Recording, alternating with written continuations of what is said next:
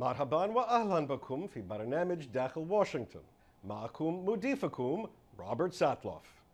في بريطانيا يطلق على الحزب المحافظ اسم الحزب المحافظ. في أمريكا يطلق على الحزب المحافظ اسم الحزب الجمهوري. ولكن هل تحمل كلمتا جمهوري ومحافظ نفس المعنى؟ ماذا عن الأنواع المختلفة للمحافظين؟ المحافظون أصحاب التوجه الاجتماعي، وأصحاب التوجه المالي، وأصحاب التوجه الدفاعي. هل التحرري هو نفسه المحافظ؟ هل الباءة الجمهورية واسعة بما يكفي لتشملهم جميعا؟ لمناقشة مستقبل الحزب الجمهوري وحركات المحافظة قبل عامين من الانتخابات الرئاسية المقبلة، يسرني أن أرحب بصديقي القديم والخبير السياسي الدائم في داخل واشنطن، الصحفي الأسطوري مورتن كوندراكي. Welcome back to Dakhil, Washington. I'm sitting here with Mort Kondracki to take a look at the present and the future of the Republican Party, and even more broadly, the conservative movement in America. Mort, happy to have you. Thank you. So the Republicans just had a very successful midterm election, a big victory. Is the party in good shape? No. I mean, it is relative to the Democrats at this moment. The Gallup poll shows that for the first time in a very long time, the approval rating of the Republican Party is 42, and the Democrats is at their lowest, 36%. And normally that doesn't happen because the Republicans had created such a terrible image for themselves. Now the Democratic image is worse. But the Republicans have got a lot of problems. They are divided ideologically, culturally, and they're going to face a jumble presidential primary with any number of candidates, maybe 10, who are going to be all over the ideological map, from reasonable conservative to hard-line, nasty conservative, and the whole primary process tends to push toward the far right. So under those circumstances, they're not in great shape. So is the biggest plus for the Republicans Barack Obama? Yes, I think so. I mean, he's unifying to them. He gets more unifying all the time. I mean, he is not a smooth figure who can even appeal to the middle anymore. I mean, he is now appealing to his base with this immigration executive order that he signed, unilaterally legalizing, or temporarily legalizing at least 4 to 5 million illegal immigrants, which the Republicans all believe is unconstitutional, that it's making law by executive action, and so they're all together against it.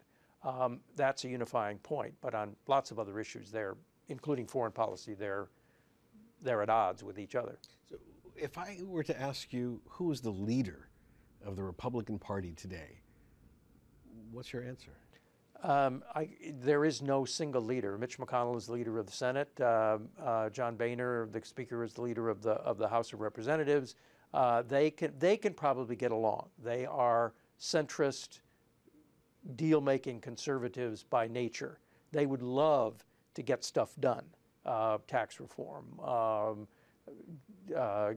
some sort of maybe even immigration reform if they had their druthers, but they don't, because their caucuses are divided between the moderates like them and moderate conservatives. They're all conservative, and the far-right Tea Party, and various gradations of people in between there.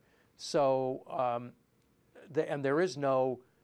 The leader of the party will be whoever gets nominated in the next presidential election. And do Republicans have a history of hearkening back to previous leaders who tried but failed?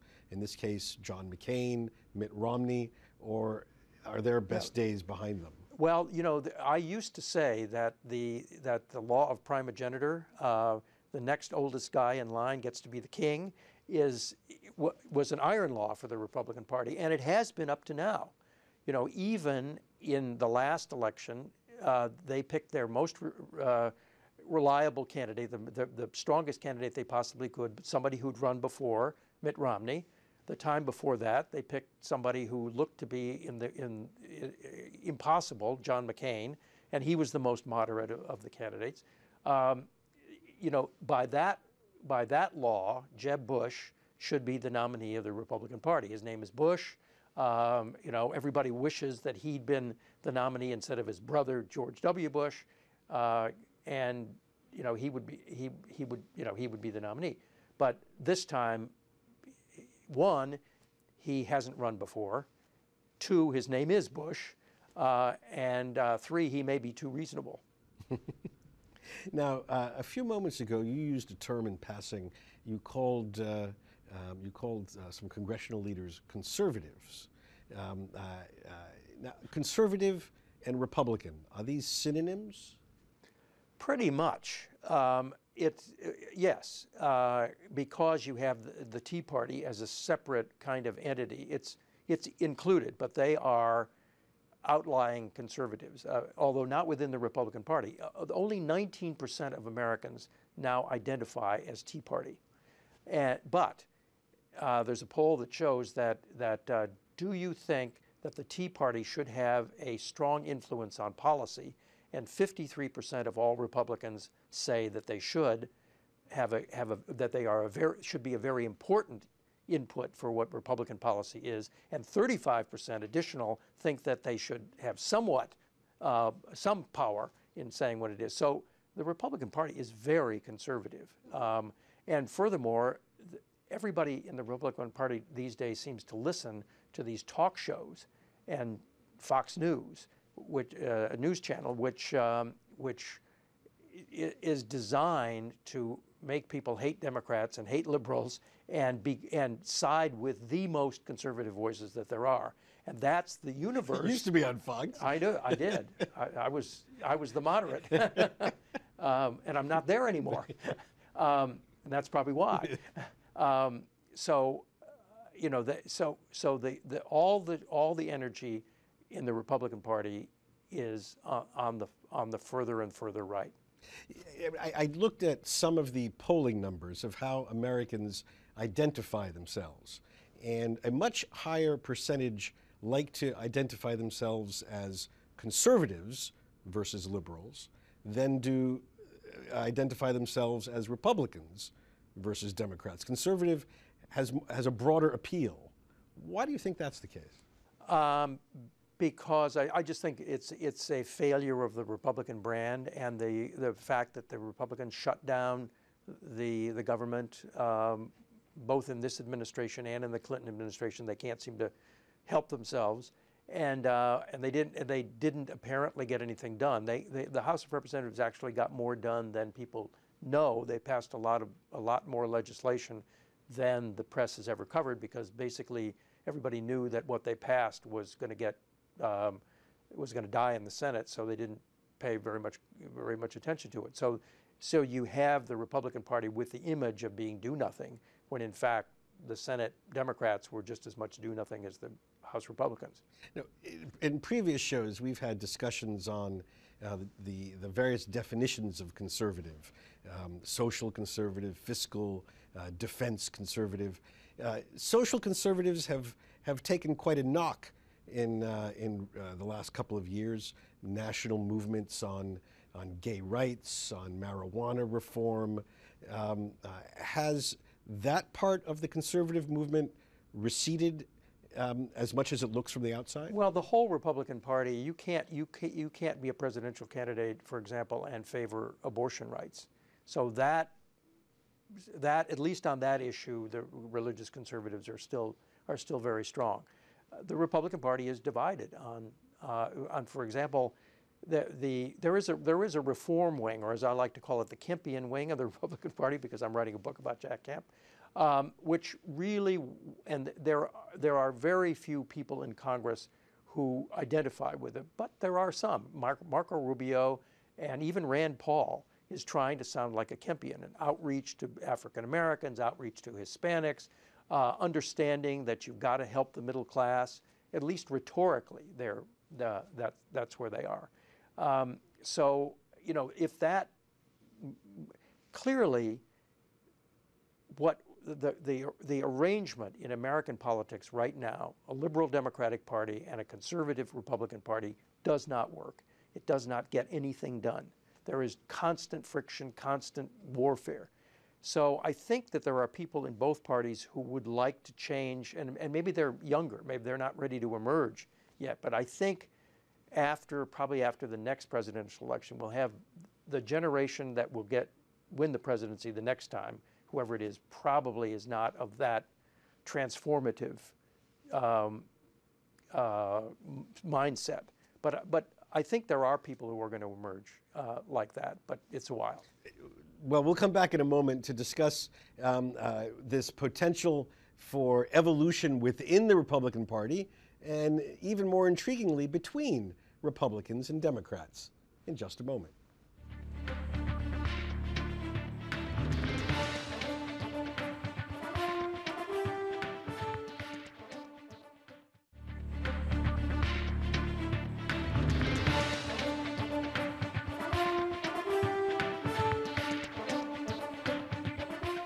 My guest today is Mort Kondracki, who was my very first guest 10 years ago. Mort has been a journalist for more than 40 years. He's the senior editor of Roll Call, an insider newspaper covering Capitol Hill, and he is the author of a soon-to-be-published biography of former Congressman Jack Kemp, the bleeding heart conservative who changed America. In his career, Mort has been the senior editor of The New Republic, Washington bureau chief of Newsweek, a columnist for the Wall Street Journal, and a regular panelist on major network news analysis shows. So let me just ask you, you were referring to this possibility that the next generation of, let's say, Republicans wants to have an evolution in the party. How much of this is the libertarians that are very different than some of the traditional conservatives? What is the makeup that you're referring to? Well, this all derives from the understanding that the Republican Party is identified with big business. So that's one strain. Libertarians, on the other hand, like Rand Paul, want to make a dent with the middle class. They're Rand Paul, whose father was defined libertarian, wanted no foreign policy, whatever, and to some extent Rand Paul believes that too. But libertarians classically don't want the government to do anything, right? The free market, just let everything. But Rand Paul says, let's take Detroit, for example, which is a failing city, and turn it into an enterprise zone. That was a Jack Kemp idea. Lower taxes, have minimum regulations, give people a tax break if they move a business into that area. So he's trying to deal with poor people and the middle class. That's the kind of thinking that is going on, and it's largely a political necessity. Hispanics are the fastest growing minority in the country, fastest growing voter group in the country. The Republicans have no reputation whatever among Hispanics, and that's death in a presidential election. So they've got to do something about that too. But I did want to ask you about this profound, what looks like a contradiction. Republicans are very popular right now. Republicanism is very popular. The demographics run totally against the future of the Republican Party. Absolutely. If you add all, minorities now to become a minority-majority country in the United States, how do smart Republicans address this? They've got to change. They know they've got to change. And that's why you've got Paul Ryan, for example, who was the vice presidential candidate last time, and Marco Rubio want desperately to pass an immigration reform to get good with Hispanics. Now, interestingly, among women voters in the last election, the Democrats enjoyed nothing like the advantage that they usually do. Men always go Republican. Women tend to go by, in Obama's case, like 10 or 12 points in the Democratic favor. That it was down to 3 or 4 in this last election. So and that's largely, I think, because of the Democratic branding problem. But smart Republicans understand that the demography works against them, and they've got to change. But there are lots of people in the party, the Tea Party people, don't want to do that at all. They want to be harder and harder line. And you have this impulse. What they've done in a lot of states is to try to limit the franchise by having voting requirements that demanding that everybody produce an ID card when they go to the polls, which tends to diminish Democratic and especially minority turnout. That's not going to work for very long. That's a stopgap, and it's a nasty stopgap, and it gives the Republicans a bad name. So progressive, dare I use the term Republicanism, reform Republicanism, has got to be the answer. Now, whether it will prevail in this cycle, I do not know. I would tend to doubt it.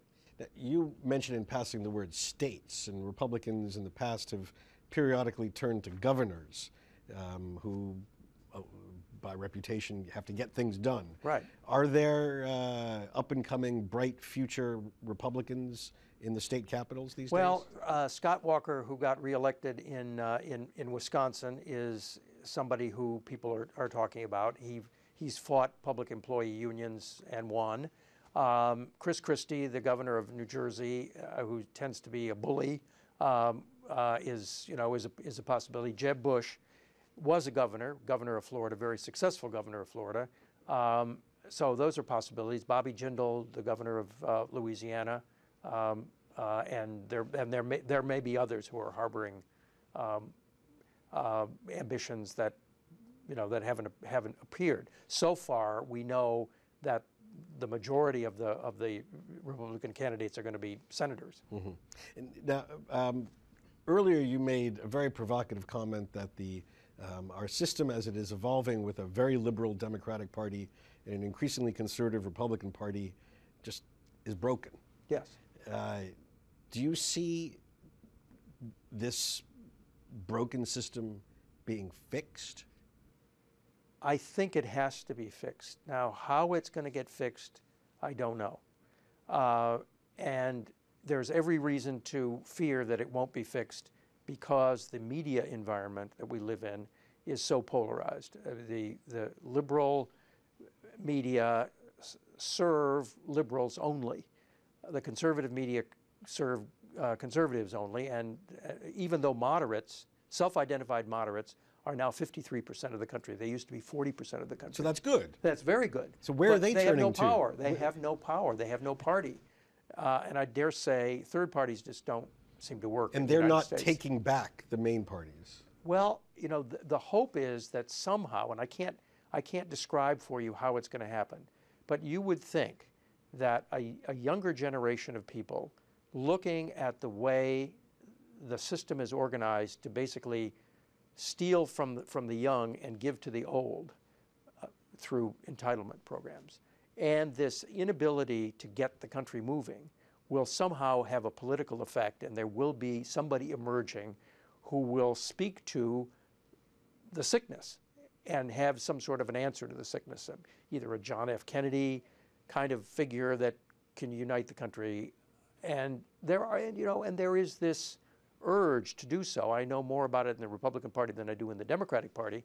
The emerging figures in the Democratic Party seem to be more hardline liberals. But the Paul Ryans and Marco Rubio and Rand Paul, even though they're identified as conservatives, and Democrats would say they're hardline conservatives, are thinking in new ways to try to get problems solved.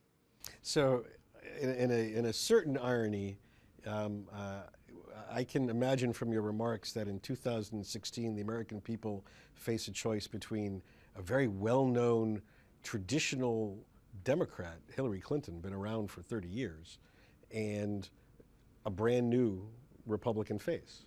Probably, but I think there's hope for Jeb Bush. It may be that history will repeat itself, and the most reasonable or most electable of the Republican candidates will get nominated.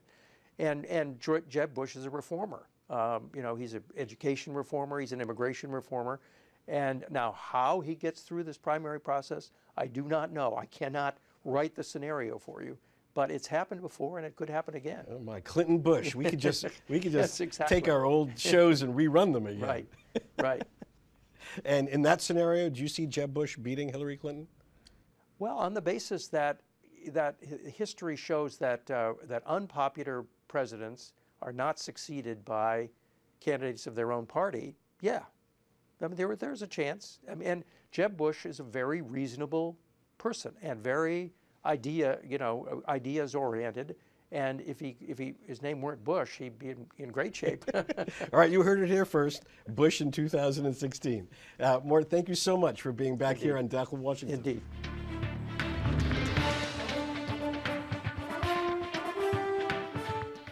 بهذا نصل إلى نهاية هذه الحلقة من برنامج داخل واشنطن.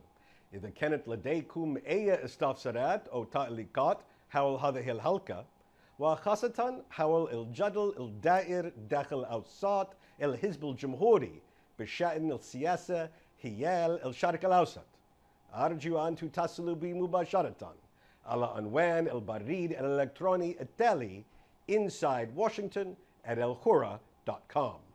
معكم روبرت ساتلوف. شكرا لكم وإلى اللقاء.